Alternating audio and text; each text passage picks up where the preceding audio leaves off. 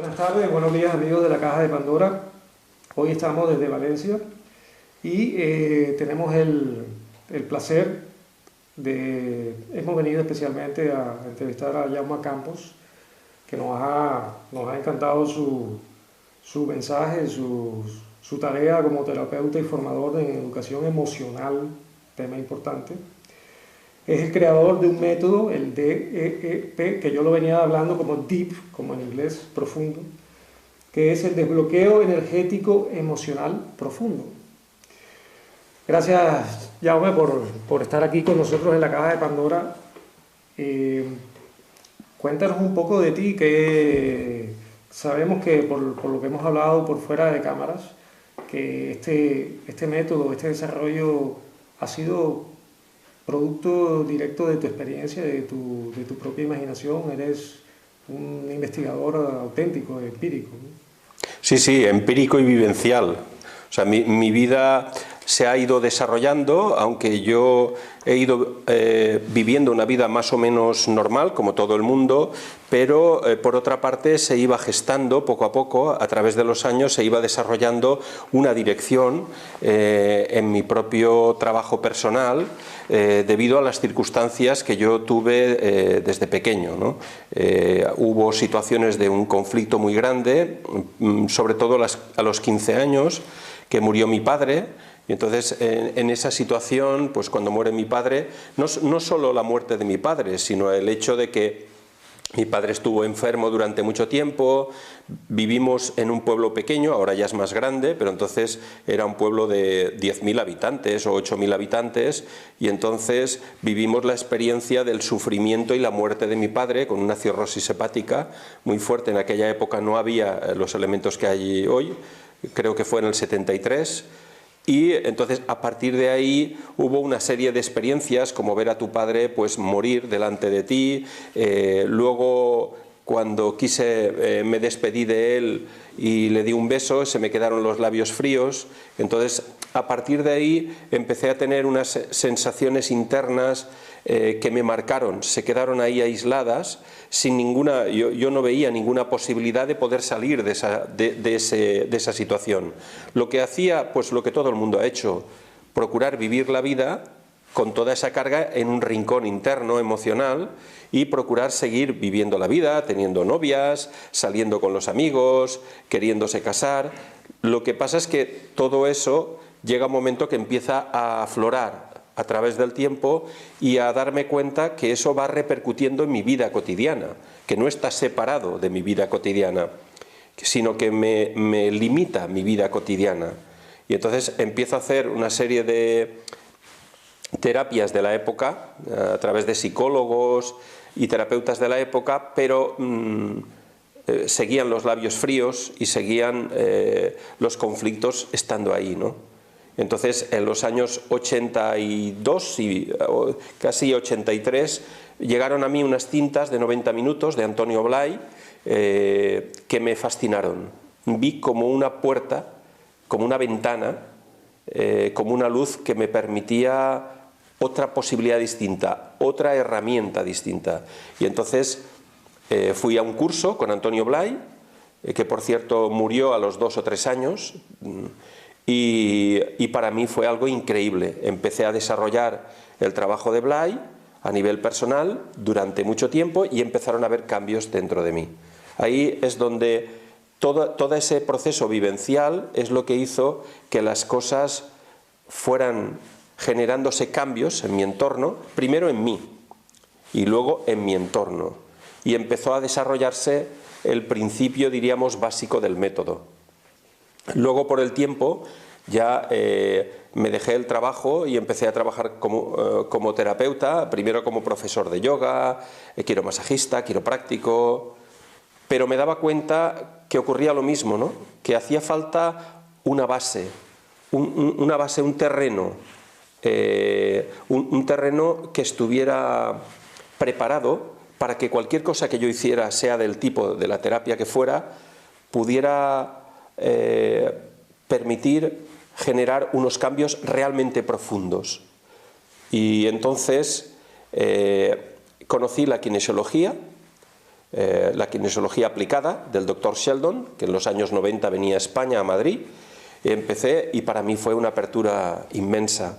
A partir de ahí, a través del músculo, empecé a desarrollar aquí, en Vétera, el trabajo con lo que yo sentía se podía ratificar con un test muscular, con la kinesiología. Y entonces empecé a crear un lenguaje y lo único que hice fue, a través de la kinesiología, encajar toda esa intuición que yo tenía, que no podía ratificar, la ratificaba con la kinesiología. Y entonces se empezó a generar lo que sería el esbozo, el primer esbozo del método DIP. Mira que eso me recuerda el trabajo que está haciendo el doctor Hammer con la medicina germánica, que hace un mapeo precisamente de cómo las emociones se van transmitiendo y van causando, bueno, en este caso el cáncer, cómo él lo hace, cómo él lo ha estudiado con estos escáneres, ¿no? Me gustaría que nos hablaras un poquito de esa experiencia de los labios fríos y que supongo que tiene que ver con la muerte, con ese primer contacto tuyo con la muerte, y que te dio la motivación para investigarte a ti mismo y servirte tú mismo como estudiante y maestro, ¿no? Claro, yo siempre digo que el haber experimentado una situación ya no es necesario que te lo cuenten, ya lo has vivido. Para mí, si hubiera que determinar los puntos claves que hicieron, o los puntos de inflexión que produjeron el cambio en mi interior, fueron dos. Porque en principio el estar delante de tu padre en la cama y viendo que se está muriendo, yo tenía 15 años, mi hermana 13 y mi hermanita 8, mi padre murió con 42 años. En un pueblo pequeño de 6.000 habitantes, y era una cosa muy fuerte, muy dura, ¿no? Y ese punto de inflexión de verle que su última expiración estabas tú delante, la impotencia de no poder hacer nada, que me costó mucho poder digerir esa impotencia, pues todo eso y los labios fríos. Claro, yo en aquella época, igual que ahora, aunque hayan técnicas que hayan cambiado mucho, o métodos, y han mejorado muchísimo, la mentalidad general de la gente aún sigue siendo muy densa. Hay que luchar mucho por dar opciones de cambio. Y entonces, en mi época, pues uno quería no tener los labios fríos. Y entonces yo recuerdo que me frotaba las manos en los labios para procurar no tener los labios fríos. Porque un frío físico de un frío emocional, yo no entendía la diferencia. Si estoy frío, no existe otra cosa. Entonces, en ese aspecto, yo buscaba únicamente la solución. Pero no me daba cuenta de un proceso que es lo que yo, años posteriores, cuando empecé a ser consciente del desarrollo del método DIP, me di cuenta que la clave no estaba en llegar a un objetivo, que estábamos acostumbrados a que cuando uno parte de un punto, que es el inicio, y uno va a un objetivo. El objetivo sería, pues, portarse bien desde muy chico, procurar no tener los labios fríos, procurar tener una estabilidad económica, afectiva. Y eso significa que estamos en el otro punto, que no tengo una estabilidad económica, que no me salen las cosas como yo quisiera y todo esto. Comparación, ¿no? Eso es. Y entonces uno, siempre, toda la vida, los padres siempre nos han dicho: tienes que portarte bien, tienes que estudiar, tienes que ser un hombre de provecho. Pero ¿qué ha pasado? Siempre has ido buscando esto, con lo cual si llegas al final vales, y si no llegas al final no vales. Lo que yo fui descubriendo a través de los labios fríos y a través de mi experiencia con todo el trabajo de Blay, cuando empecé a desarrollar en mí el trabajo de Blay, me di cuenta que el tema no estaba en llegar a un objetivo, sino que el tema estaba en desbloquear los conflictos que impiden llegar al objetivo.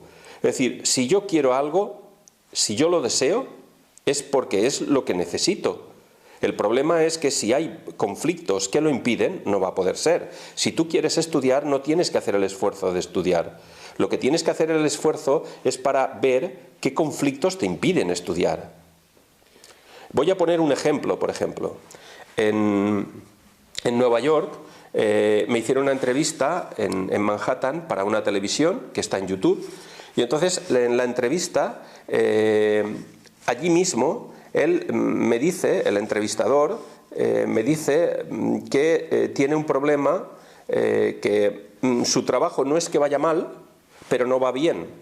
Y cuando más parece que vaya a ir mejor, se disuelve lo bueno que hay y se queda el conflicto otra vez, o sus bloqueos, o lo que sea, que impiden que tener un éxito, que lo tiene ahí, pero no lo consigue.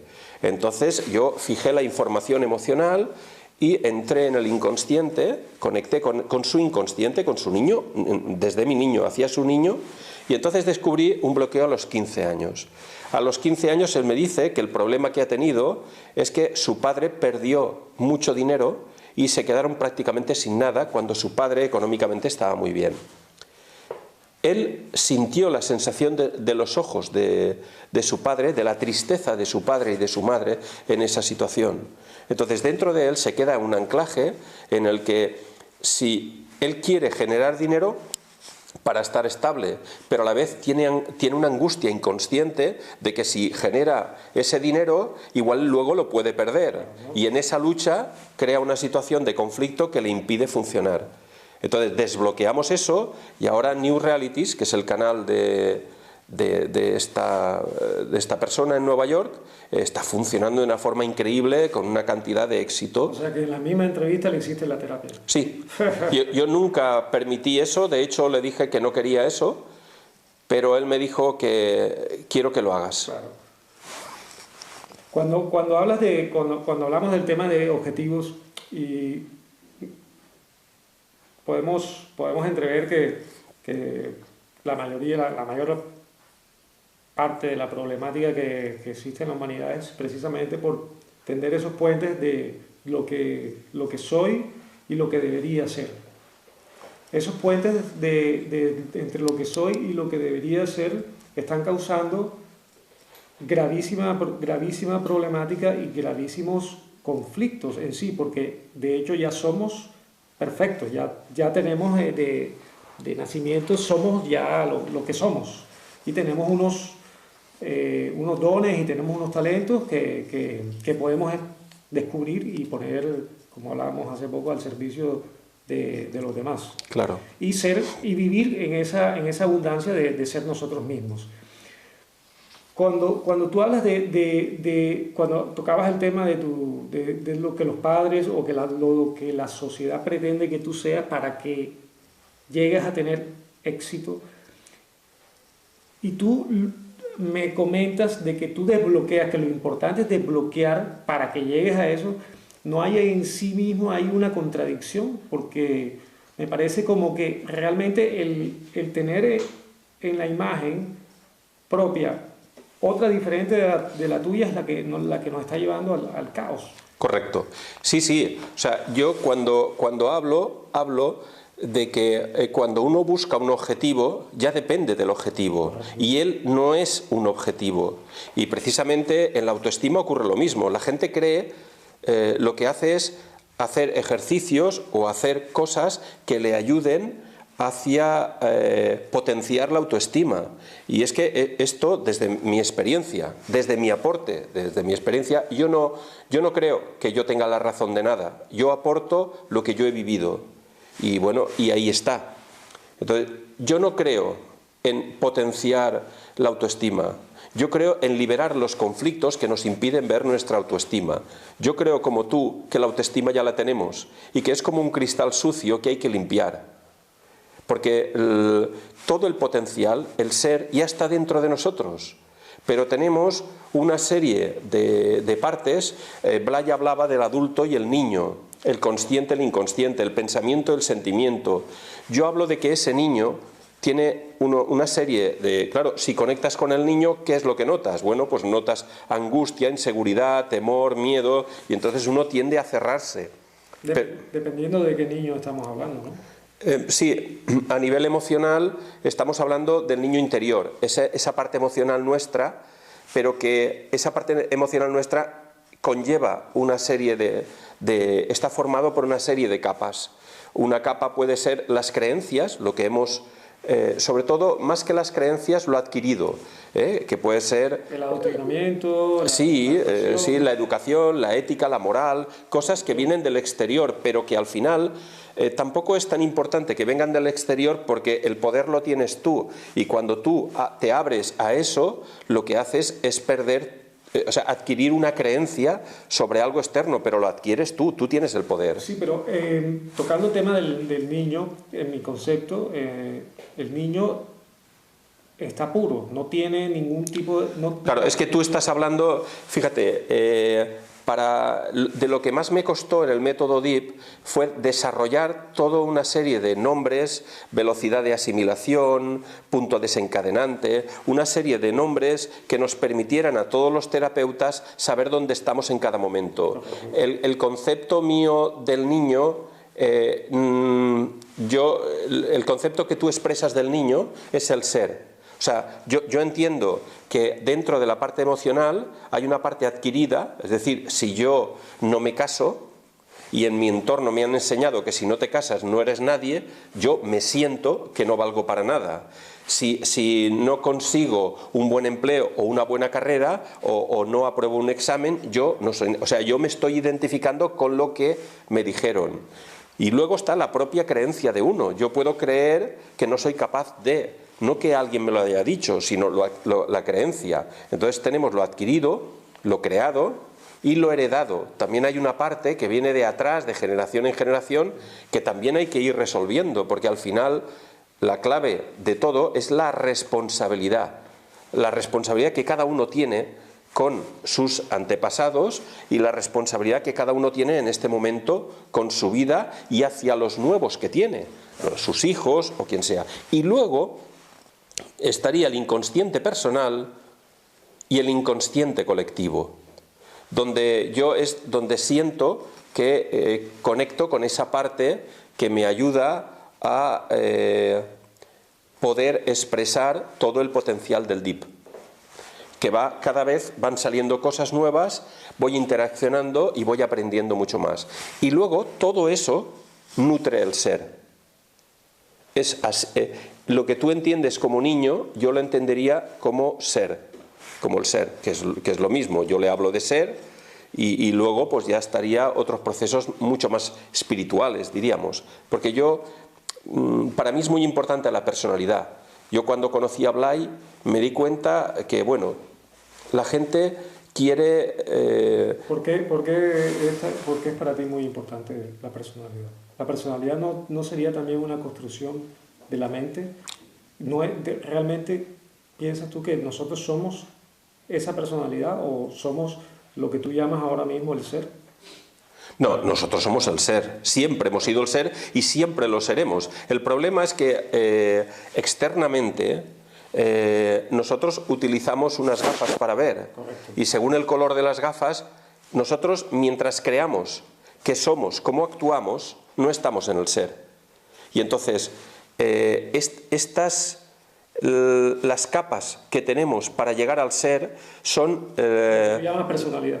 Sí. Correcto. O sea que de ahí es donde destrabas tú las emociones que están arraigadas en esa personalidad. Limpiar esas emociones significa, diríamos, como asignaturas pendientes, como cosas que debemos de pasar, como escalones o etapas que debemos de pasar para acceder al ser. Al ser no se puede acceder directamente porque mientras nos creamos que somos como vestimos o como actuamos o que nosotros no somos y nuestro dinero sí, o nuestro potencial económico o de voz o de cualquier tipo sea el valor nuestro y no nuestro valor sea nuestro interior, mientras nos creamos eso, la personalidad es una etapa que hay que liberar mucho antes que la espiritualidad. Teniendo además más o menos claro que la personalidad siempre va mutando, ¿no? Porque siempre estamos en constante mutación, en constante movimiento. Sí, pero hay un fondo de la personalidad, un fondo que se asienta en el inconsciente y que ese inconsciente tiene un código, y el código que tiene, ese código emocional no se puede entender con la mente. Yo no puedo entender cosas. Yo te podría contar un caso, por ejemplo, en Nueva York, donde me trajeron una persona que hacía 12 años que tenía un insomnio. Él decía que se acostaba en la cama y solo oía pequeños golpes, pam, pam, pam, pequeños golpes muy fuertes que no le dejaban dormir. Y así estuvo durante 12 años. Me lo trajeron allí, a un centro en Manhattan. Y no era la vecina, ¿no? No era la vecina, no. No era la vecina. Entonces, cuando tú accedes al inconsciente de esa persona, pero para acceder al inconsciente de esa persona, el terapeuta tiene que haber accedido a su inconsciente.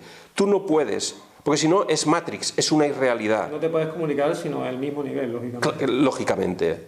Eso es lo que las teorías no sirven. Tiene que ser vivencial. Y eso no significa que una persona, para que conecte con una persona que le haya muerto a alguien, tiene que haber tenido la misma experiencia. No, eso no es real. Claro.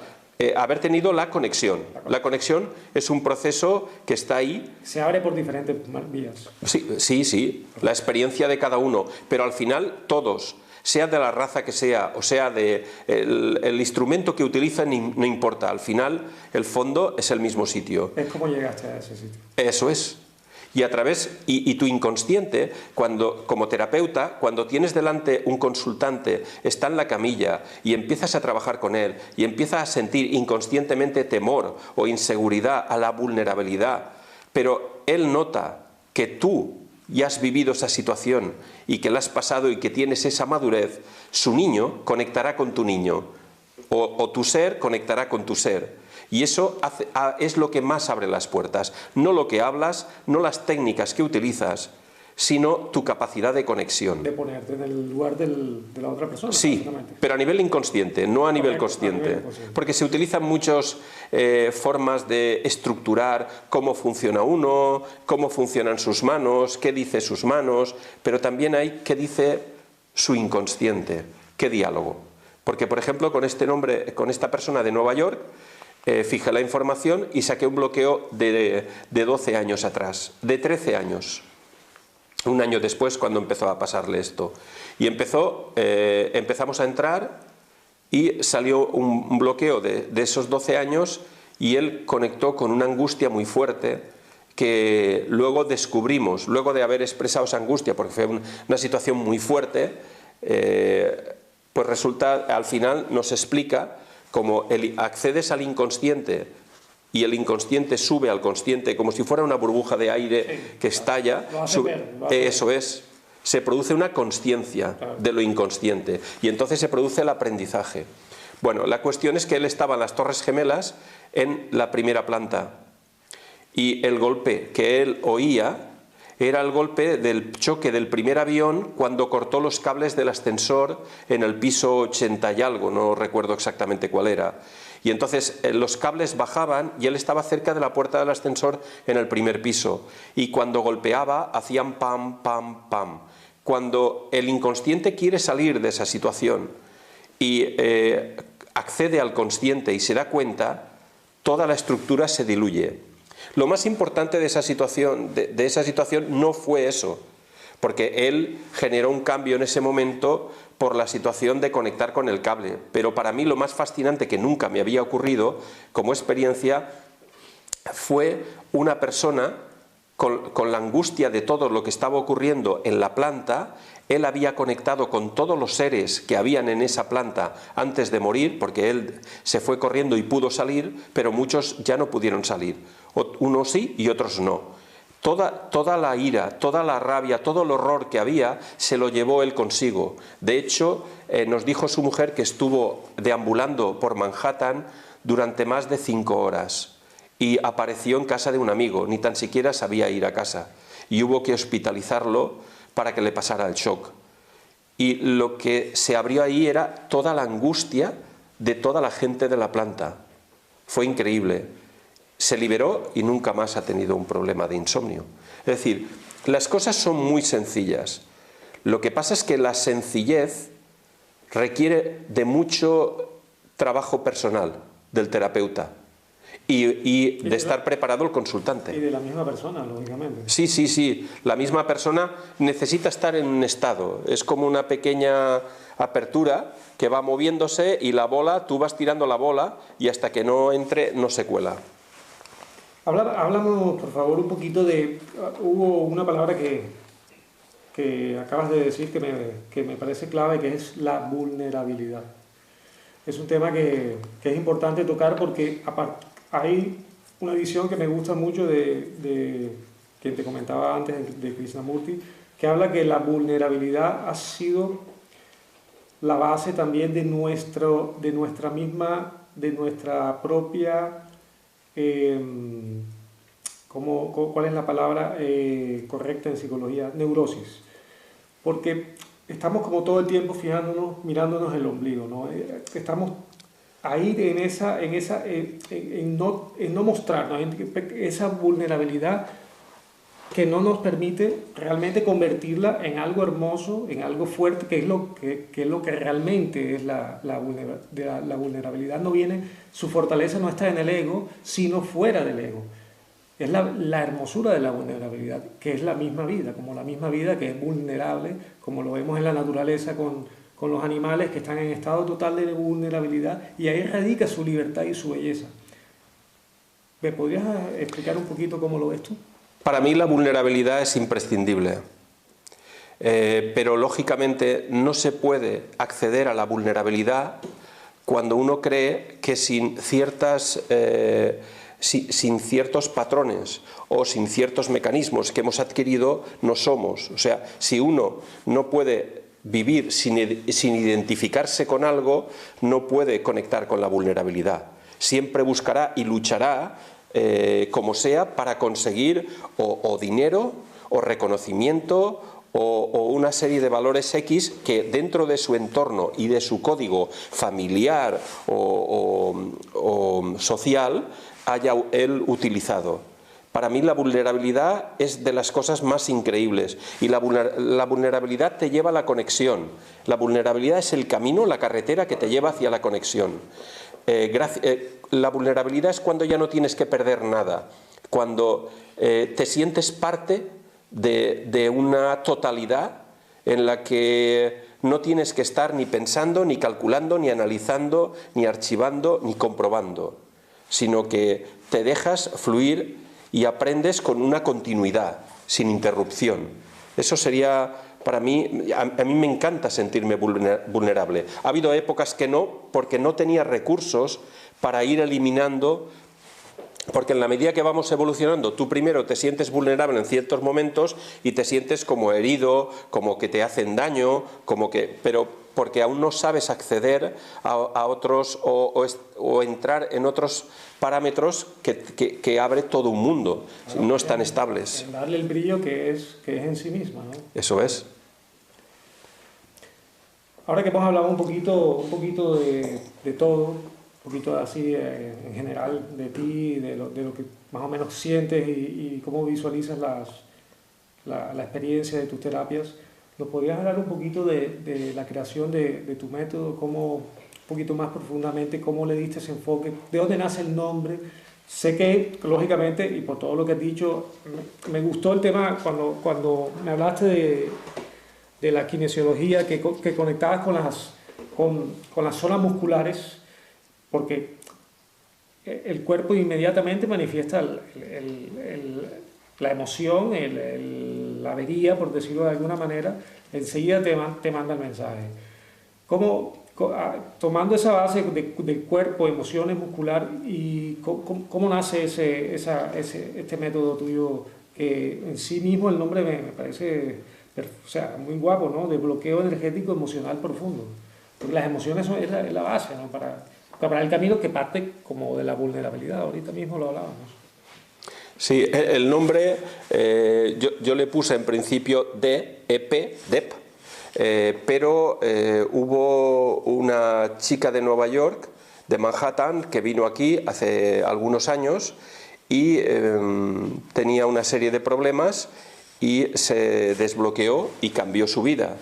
Entonces nos ofreció ir a Nueva York, a Manhattan, a dar conferencias y cursos en el Centro ARE de Nueva York, y fue todo un éxito en la feria, en la New Life Expo, en la feria de Manhattan de terapias, y también fue un éxito. Entonces ella es Isabel Fortea, que le tengo que agradecer muchísimas cosas, y Isabel fue la que dijo: mira, has puesto DEP, desbloqueo emocional profundo, pero si pones DEEP, en inglés es DEEP, que es desbloqueo energético emocional profundo, y creo que sería el nombre correcto, que tanto en español como en inglés quedaría muy bien. Y ella fue la que lo recomendó. Sí. Y luego hubo otra visita a México. El presidente del Colegio de Psicólogos, Roberto Javier Córdoba Contreras, vino por una serie de situaciones que pasaron allí. Estuve haciendo terapia, y hubo una mujer que tuvo un problema, tenía un dolor en la zona de las dorsales altas, y no sabía por qué. Había pasado tiempo, llevaba 4 o 5 años, le habían hecho de todo y no se iba. Entonces accedí a la información a través del músculo y saqué un bloqueo de hacía 5 años, y que fue allí en México, pues hubo un atraco, y a ella le pusieron la pistola detrás. Entonces esa memoria le había generado un bloqueo muy fuerte que le proyectaba hacia el diafragma también, y se ahogaba por las noches. Entonces, cuando liberamos el conflicto, se liberó el problema definitivamente, y él vino, y entonces la Isabel Fortea habló del DIP, y el presidente del Colegio de Psicólogos habló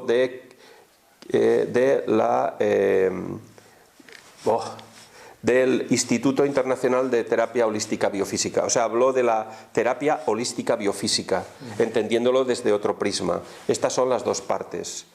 A través de los músculos yo fui accediendo, ya la kinesiología se conocía, pero mi trabajo no es la kinesiología.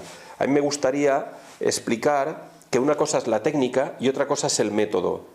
O sea, técnica, se pueden utilizar pues técnicas como la acupuntura, la kinesiología, que me fue muy bien y me ha ido muy bien y sigue ayudándome. Pero la clave, el método, es cómo acceder a esa base, a esa profundidad que va más allá de un simple desbloqueo, y que realmente nos produce un verdadero cambio desde el inconsciente, a través de los músculos. Cómo generar ese lenguaje de comunicación con el inconsciente. Y ahí hay una serie de bases, porque no todo el mundo, todos los terapeutas están preparados para hacer esto, y por eso hago entrevistas personales antes de un curso. Necesito que la persona sea humilde, que la persona sea sensible, como tú, y que la persona esté abierta a aprender. Eso es muy importante. Si no hay esa base, es muy difícil poder generar ese diálogo con el inconsciente. Tiene que haber una predisposición, lógicamente, abrirse, ¿no? Abrir los canales. Sí, a partir de ahí, si hay bloqueos que lo impiden, no es problema. Pero hay una base que nosotros no podemos cambiar, porque es una base que la persona venimos al mundo a aprender, y en ese aprendizaje llevamos una línea. Si en esa línea está este tipo de trabajo, habrá un fondo que es el nuestro, que es el que llevamos un poco de base aprendido, ¿no? Me estoy refiriendo a un fondo inconsciente del ser, de tu niño que hablabas. Y si ese fondo está ahí, eso va a funcionar. Pero si lo que queremos es conceptos e ideas mentales, conocer muchas técnicas, cuantas más técnicas me siento más seguro, y no conecto, eso no sirve absolutamente para nuestro fin.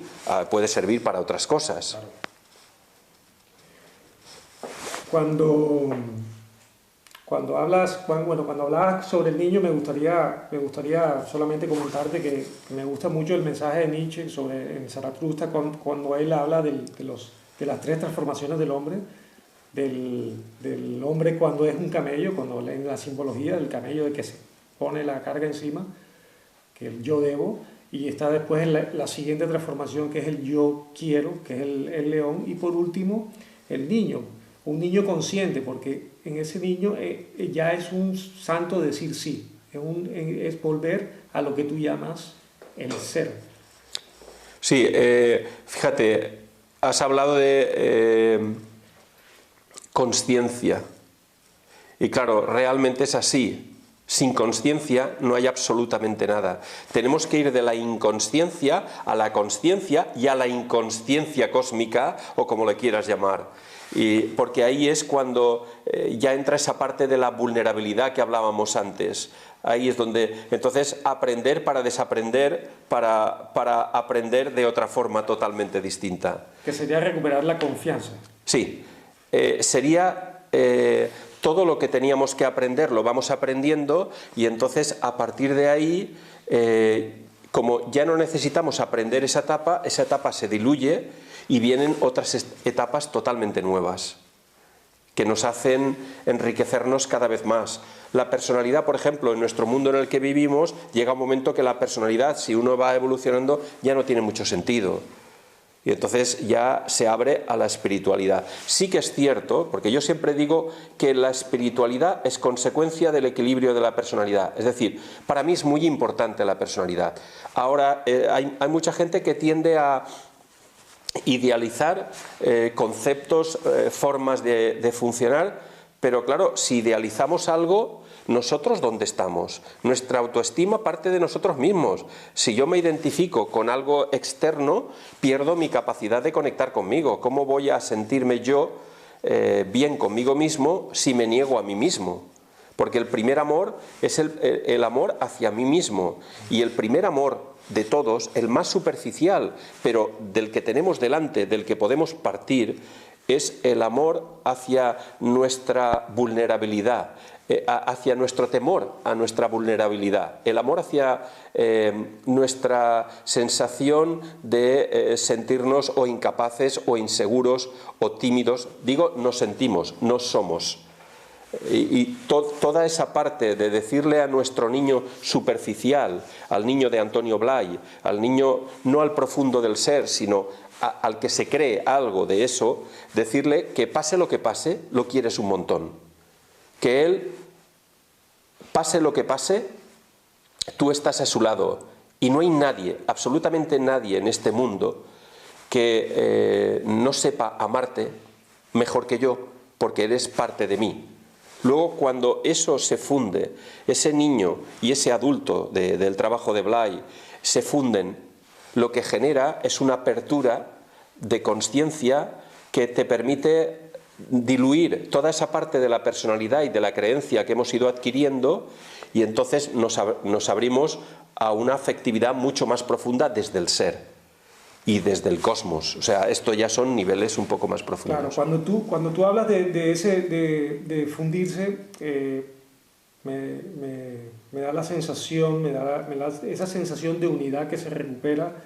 Claro, porque el observador y lo observado, el observador y lo observado son lo mismo. Son lo mismo. Son lo mismo. Al tú estar consciente de eso, entonces ya realizas esta conciencia y viene lo que tú llamas. Es un despertar que te conecta desde la base de que eres tú, que te conecta directamente con la conciencia universal, pero empezar por nosotros mismos. Claro, y sin hacer nada. Es que el tema es, como lo hablábamos antes, ¿no? Con situaciones pequeñas, simplemente superficiales, ocurre lo mismo que en situaciones profundas, porque todo es lo mismo, aunque los planos son distintos. La plano de la materia no es lo mismo que el plano espiritual, pero en el fondo es lo mismo. Entonces, si yo quiero estudiar o yo quiero sentirme feliz o ser feliz, tendré que ver qué cosas me impiden ser feliz, porque si intento ser feliz, lo hago con las herramientas de siempre, y esas herramientas no me llevan nada más que al mismo sitio de siempre. Toda falla. Claro, y por eso cuando yo empecé a diseñar ya la estructura del método, las palabras para utilizar, para que todo el mundo supiera y entendiera en qué momento está cada persona y qué fases y etapas hay, para hacer todo esto, yo siempre lo he hecho acordándome de esa etapa mía de pequeño, con los labios fríos, con la sensación de vulnerabilidad superficial a ese nivel, de no poder hablar con nadie, no saber si te entienden, guardarlo para dentro, no saber pedir ayuda y quedarse ahí en un espacio en que el cambio no es posible. Y esto no es real. Claro que el cambio no es posible si utilizamos la puerta que siempre hemos utilizado, que nunca ha funcionado. Pero tenemos otra puerta que solo podemos ver si hay un cambio en nuestro interior. Y por eso es tan importante el proceso del trabajo evolutivo. Cuando uno aprende a conectar, a darle a su niño lo que su niño necesita, porque es él el que sabe perfectamente lo que necesita su niño, entonces cuando se abre esa puerta de emergencia, que está en un lado, siempre ha estado ahí, pero que no podemos ver si no tenemos esa consciencia y esa vulnerabilidad que nos permite ver. Porque cuando éramos pequeños, y yo creo que tú estarás, lo habrás vivido también, porque tú eres una persona muy sensible, cuando somos pequeños, la gente sensible, o sea, todo el mundo somos iguales, pero nos diferenciamos básicamente por lo que desarrollamos o por el entorno y los códigos básicos que tenemos. Entonces, hay gente más mental y gente más emocional. La gente que hemos sido muy emocionales, yo de pequeños hacía un esfuerzo por estudiar, que nunca lo conseguía, hacía un esfuerzo por portarme bien, que nunca lo conseguía, hasta que pasaron los años y a través de mi experiencia y mi trabajo personal me di cuenta que lo único que había ocurrido en mi vida es que yo conectaba con las sensaciones de los demás y que no sabía separar mis sensaciones de las de los demás. Y entonces dentro de mí se montaba una feria emocional que era impresionante, que me imagino que tú también la habrás pasado. Claro, una fiesta. Una fiesta, pero una fiesta que no sabes dónde estás tú. Tú no sabes si estás de camarero en la fiesta o eres el que van a agasajar en la fiesta, claro. o bebes o no bebes, o comes o no comes, o comes o estás mal mirado en la fiesta. Sí, lo peor es hacerte responsable de todo. Sí, señor. Lo peor es hacerte responsable de todo. De toda la fiesta. Y entonces a partir de ahí... para mí fue muy importante esa parte de hacer el DIP para los demás, de abrirlo de una forma que permita gente, terapeutas que hayan por todo el mundo, que haya por todo el mundo terapeutas que puedan ayudar a esa gente que está en ese punto, en el punto que hemos pasado todos, porque todos, o la mayoría, hemos pasado por esos puntos. Cuanto más sensible eres, más tonto eres, más inseguro, más vulnerable, como si todo eso fuera malo. Claro, y es el camino precisamente, es el florecer. Sucede que en la sociedad, tal como la estamos planteando, las personas que tenemos estos despertares o estos procesos, es un florecimiento a todo su potencial. Y claro, pasas por un momento de vulnerabilidad que muchas personas pretenden evitarlo. Eso es. Claro, y ahí es donde está el secreto. Claro. O sea, esa parte de vulnerabilidad viene dado porque hay un rechazo entre, visto desde el punto de vista del trabajo de Antonio Blay, que hay un adulto y un niño, pues el adulto ha adquirido o ha generado a través de los estímulos externos una forma de entender las cosas y entonces rechaza. El niño es incapaz, se siente inseguro, se siente torpe, no se acuerda de las cosas y claro, yo cuando hablamos de estas cosas siempre digo que a los 13 años en geografía, cuando estaba en tercero de bachiller, en mi época, en geografía, si me preguntaban por la cruz latina o por los monumentos románicos, yo no me acordaba, porque tenía que ser memorizado. Pero cuando hacíamos una visita a una pequeña iglesia, yo actualmente con 57 años puedo conectar con las columnas de la iglesia y te podría decir que la tercera columna, al entrar a la izquierda, tenía un hueco que se le notaba la rotura de la piedra, y te podría describir la rotura de la piedra, pero claro, como el examen no era de eso, el examen era de en qué siglo se hizo esta iglesia y cuál fue el constructor y el artífice de la iglesia, pues entonces soy torpe, o soy inseguro, o me siento inseguro, o me siento incapaz. Y esto es lo que debemos de... Y fijaros cómo a través de los años lo que parecía una cosa es otra. Y ahora resulta que un terapeuta que conecte es un terapeuta con un potencial totalmente distinto a un terapeuta estructurado, que conoce 1500 técnicas, que entiende lo que se está haciendo, pero que no lo vive. Porque al final la respuesta de lo que libera y lo que enternece de la vulnerabilidad es la conexión con los dos niños, con el del terapeuta y el del consultante. Porque eso hace maravillas, sin hablar.